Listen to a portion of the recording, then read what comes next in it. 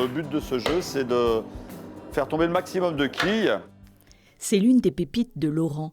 Une table à toupie en bronze et acajou du 19e siècle. Un jeu très à la mode dans les salons parisiens et les maisons closes. Un petit trésor en bois au milieu des centaines d'autres. Les quilles, c'est ce qu'on trouve le plus en France, en fait. Chaque région a ses quilles.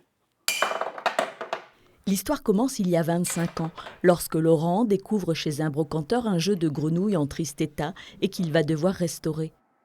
Au fil des ans, le virus s'installe et ne s'éteint plus. J'achète aux États-Unis, en Angleterre, en Hollande. Avec les réseaux sociaux, c'est un peu plus simple, en fait, maintenant. Ça prend du temps pour restaurer.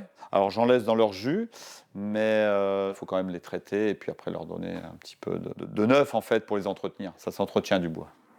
Jeux de marteau, de clochettes, de bouchons ou de fléchettes, du sol au plafond, des jeux qui ont fait le bonheur de nos ancêtres.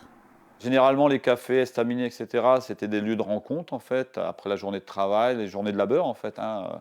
On me dit toujours, tiens, dans le Nord, il y en a un peu plus que dans d'autres régions. Ça, c'est vrai aussi. Peut-être qu'on était peut-être plus joueurs et puis on trouvait plus de jeux dans nos cafés. Mais le jeu, c'est un moment de convivialité et puis de se retrouver.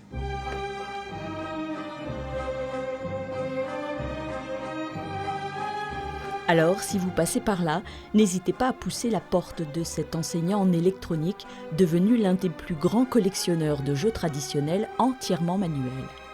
J'aimerais bien peut-être qu'un jour un musée soit intéressé par la totalité des jeux, à faire vivre le patrimoine ancien et qui se retrouve dans un lieu particulier maintenant. On verra.